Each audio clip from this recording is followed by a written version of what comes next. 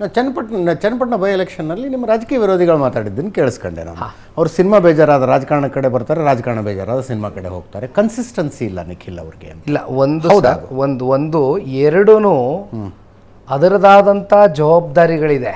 ಎರಡು ಪ್ರೊಫೆಷನ್ ಅನ್ನೋದಕ್ಕಿಂತ ಇದು ಪ್ರೊಫೆಷನ್ ಅಲ್ಲ, ರಾಜಕಾರಣ ಇದು ಸರ್ವಿಸ್ ಮೋಟಿವ್ ಇರ್ತಕ್ಕಂಥ ಕ್ಷೇತ್ರ. That is profession. Cinema Ranga profession, ಅದು ವೃತ್ತಿ ಜೀವನ. ಆದರೆ ಈಗ ಎರಡೂ ಭಾಳ ಗಂಭೀರವಾಗಿ ಇರ್ತಕ್ಕಂಥ ಕ್ಷೇತ್ರಗಳು. ಟೈಮು ಕೊಟ್ಟರೆ ಯಾವುದಾದ್ರೂ ಒಂದಕ್ಕೆ ಸಂಪೂರ್ಣವಾಗಿ ಟೈಮ್ ಕೊಡ್ತಕ್ಕಂಥದ್ದಕ್ಕೆ ಮಾಡ್ಬೋದು. ಕಮಿಟ್ಮೆಂಟ್ ಇರಬೇಕು. ಯಾವುದೇ ವಿಚಾರ ಆಗಲಿ, ಸಿನಿಮಾ ಮಾಡ್ತಾ ಇದ್ದೀವಿ ಅಂದ್ರೂ ತನ್ನದಾದಂಥ ಕಮಿಟ್ಮೆಂಟ್ಗಳು ಸಾಕಷ್ಟಿರುತ್ತೆ. ಅದಕ್ಕಿಂತ 1000 ಪಟ್ಟು ಜಾಸ್ತಿ ಕಮಿಟ್ಮೆಂಟು ರಾಜಕೀಯ ಕ್ಷೇತ್ರ ಅಂತಕ್ಕಂಥದ್ದು ನನಗೆ ಅರಿವಿದೆ ಅಜಿಜ್ಜಿ.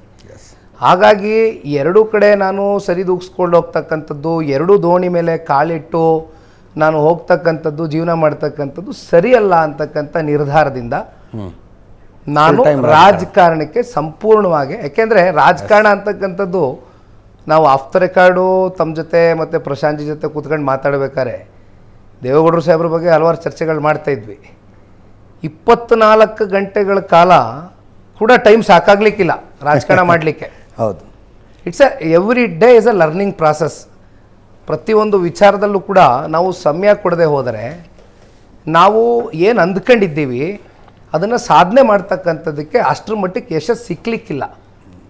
ಹಾಗಾಗಿ ನಾನು ಸಂಪೂರ್ಣವಾಗಿ ಈಗ ಒಬ್ಬ ಯುವಕನಾಗಿ ನಾನು ರಾಜಕಾರಣದಲ್ಲಿ ಸಂಪೂರ್ಣವಾಗಿ ನಂದಾದಂಥ ಜವಾಬ್ದಾರಿಗಳು ನಿರ್ವಹಿಸಬೇಕು ಅಂತ ಚರ್ಚೆ ಮಾಡ್ತಾರೆ ಸರ್. ದೇವೇಗೌಡರು ಕೂತ್ಕೊಂಡು ಚರ್ಚೆ ಮಾಡ್ತಾರೆ ರಾಜಕಾರಣದ ವಿಷಯಗಳನ್ನು ನನ್ನ ಬಗ್ಗೆ, ನನ್ನ ಜೊತೆ ನಿಮ್ಮ ಜೊತೆಗೆ. ಅಂದರೆ ನಾನು ರಾಜಕಾರಣದ ಹೊಸದರಲ್ಲಿದ್ದಾಗ ಇಂಥದ್ದೊಂದು ಘಟನೆ ಆಗಿತ್ತು, ನಾನು ಅದನ್ನು ಹಿಂಗೆ ಸಾಲ್ವ್ ಮಾಡಿದ್ದೆ, ಇದು ಒಂದೊಂದು ಲರ್ನಿಂಗ್ ಅಥವಾ ಟೀಚಿಂಗ್ ಪ್ರಾಸೆಸ್ ಥರ ಸರ್. ಒಂದು ಇಂಥದ್ದಾಗತ್ತ ಮನೇಲಿ ಖಂಡಿತ. ಅಂದರೆ ದೇವೇಗೌಡರು ಸಾಹೇಬರಲ್ಲಿ ಇವತ್ತು 92 ವಯಸ್ಸಿನ ದೇವೇಗೌಡರು ಸಾಹೇಬರು ನನಗೆ ಈ ಫರೋಸಿನ ಫೀಲ್ಡು ಬುಕ್ ಬರ್ತಕ್ಕಂಥ ಅವರು ರೈಟರ್ ಯಾರಿದ್ದಾರೆ ಅವರು ನನಗೊಂದು ಮಾತು ಹೇಳಿದರು.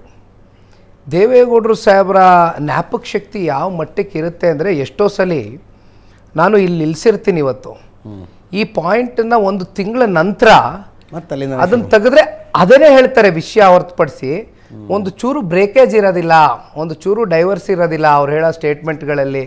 ಅಂದರೆ ಅಷ್ಟು ಅವ್ರಿಗೆ ಮೆಮೊರಿ ಪವರು.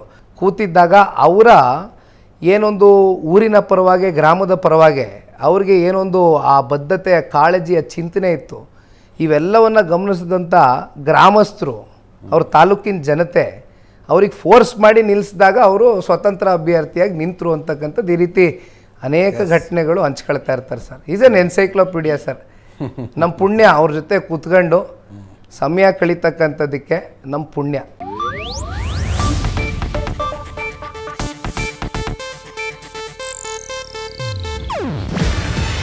ಇದು ಏಷ್ಯಾನೆಟ್ ನ್ಯೂಸ್ ನೆಟ್ವರ್ಕ್ ಪ್ರಸ್ತುತಿ. ನೀವು ನೋಡ್ತಿದ್ದೀರಾ ಏಷ್ಯಾನೆಟ್ ಸುವರ್ಣ ನ್ಯೂಸ್.